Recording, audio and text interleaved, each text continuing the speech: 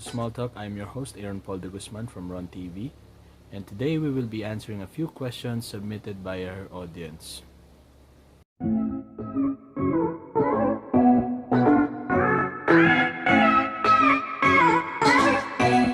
So the question for today is how to cope when working at home. Now, a lot of companies have already shifted their workforce into working from home given the special working arrangements as well as for general safety purposes of their staff and to avoid contamination and stoppages. So the companies have evolved from normally reporting into the office. So now they use special software such as Slack, Zoom, and other things like that to in order to keep the operation running. Now, it's been 5 months, and I'm guessing people are experiencing cabin fever or they're getting tired of working from home because there are some pros and cons between them. So, let us distinguish the pros and cons of this. One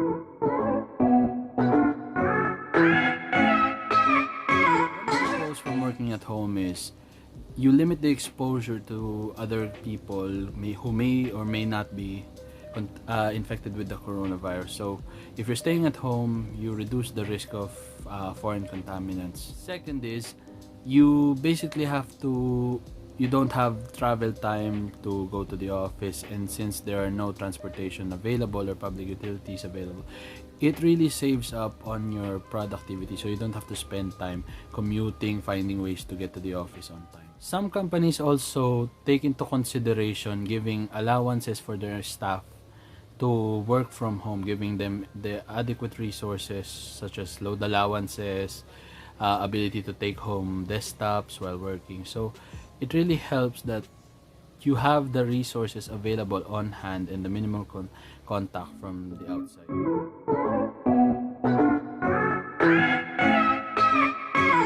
Let's move on to cons. One of the cons of working from home is that your hours are not limited to 9 to 5. Now, this is the trade-off of working from home. Since you don't have to travel, most of your time is utilized for working at certain duties in the office. So instead of working to the office, you're working at home. And one of the downside of it is you have to show your output while working. So this really, if you have ever tried working from home in an output-based environment, it means that you have to maximize your time properly, and you have multiple tasks to do so that's one of the cons, I believe. So another con to this is that instead of the companies shouldering the utilities cost for its employees, now the cost is now shifted to the employees. Now let me explain.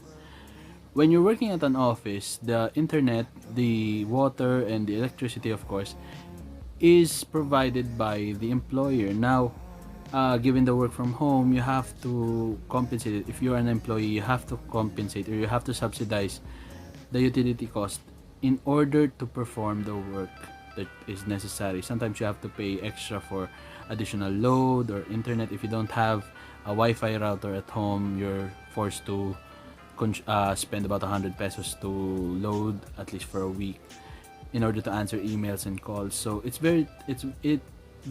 a very how do you put it? It's a very difficult situation, especially if that said employee is working on a tight. One of this is the isolation. So normally when you're working in an office environment, you're exposed to people your same age. You have these social interactions among the work hours. So when you're working at home, you lack that kind of social interaction. So even if you have Messenger or you have Zoom or all of those platforms, nothing beats social communication with other people the same age.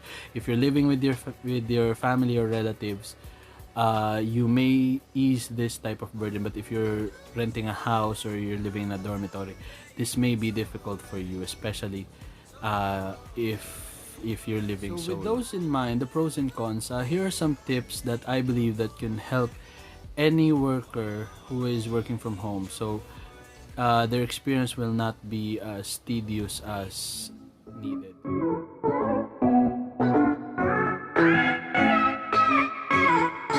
Manage your time wisely. whenever you have a task at hand, whether it's from work or whether it's at home, when you're working at home, you have to deal with these simultaneously. So it's best to manage your time wisely in terms of knowing what your priorities are. So if you have a deadline with working from home, you should prioritize that. And if you have some obligations at home, you should prioritize that as well. So it's a matter of arranging your daily activities into like a plan. So you can use a planner for this. Do whatever it takes just to make sure your affairs are in order every day. Maximize the time normally spent on commutes. Now, since you're working from home, the travel time has been cut to 0, I'm guessing. So you have more time to accomplish your tasks. So instead of procrastinating during those times, I suggest that you utilize those time periods that was supposedly dedicated for your commute in order to accomplish more time. You can allocate more time in your work in order to perform the task. Utilize and maximize all of your existing resources in order to accomplish the work. Now, before the quarantine, I'm guessing a lot of people are still using load or other prepaid or postpaid load plans in their cell phones. When you use prepaid, you accumulate points. For example, Globe or Sun and Smart, they have budget plans for internet, so you can utilize them. Make sure that you utilize your rewards, your points into internet and broadband. These things will save you money, so you don't have to keep bankrolling for load allowances if you're not issued by the company. So make sure you utilize all the resources needed. So for example, if you have free Wi-Fi at home, you can do that. You can utilize that. You can use your neighbor's Wi-Fi. So what I'm saying is just utilize what you have. So you have to take inventory with what you have and then find a way to utilize that in order to go for. Treat it as a regular workday. When you're working from home, it's hard to distinguish between family time and work time, and all of those things can often fuse together when you're working from home, especially when you're stressed out. So my tip for you is take breaks during your working period so that you don't feel the eye strain when you're staring at a laptop or feeling the pressure of working. Just take regular breaks the normal way, the type of way that you do every workday when you were working at the office. So do that so you can at least take a break so that you can recuperate. You don't have to procrastinate, but at least you can have a sense of normality. 5. Find a quiet place to work. Now, when you're working at home, there is a lot of distractions. I've experienced it in which you have to hear dogs barking, people talking in the background. So if you have to work at home, make sure you find a quiet place to work so that whenever you have to take in phone calls from the office or join a Zoom meeting while at home, you will not distract the fellow co-workers or the fellow attendees of that meeting so that they can perform the task necessary for that meeting. No one wants their time to be wasted, especially while working. Be punctual. Observe proper office etiquette. Be on time, especially for Zoom meetings, phone meetings, all of those things. Whenever someone calls you, you have to answer them, especially when you're in the working time. 7. Observe the dress code. Whenever you have meetings with the office, make sure that you wear the proper attire to look decent and to show respect to the company and its office. Number 8. Always be polite. Even though you're still in a meeting, you still have to show the sense of professionalism towards the people you speak with. Always practice proper etiquette when answering phone calls, emails, and meetings. You must still use the proper sir, ma'am, etc. in order to show courtesy and respect towards clients, your boss, and other co-workers, just to prove that you still have professionalism even while at. Number 8. Always be polite. Even though you're still in a meeting, you still have to show the sense of professionalism towards the people you speak with. Always practice proper etiquette when answering phone calls, emails, and meetings. You must still use the proper sir, ma'am, etc. in order to show courtesy and respect towards clients, your boss, and other coworkers just to prove that you still have professionalism even while at home. Avoid procrastination. Working at home, there is a lot of procrastination that you can do. It is a trap that most people, especially employees, fall under. So you have to keep it in control. You have to prioritize all the tasks as mentioned on the earlier steps. So you have to avoid procrastination. If it's difficult while working in an office, it's a lot difficult working at home. So make sure that you follow your work plan. Learn to say no and learn when to put down your phone.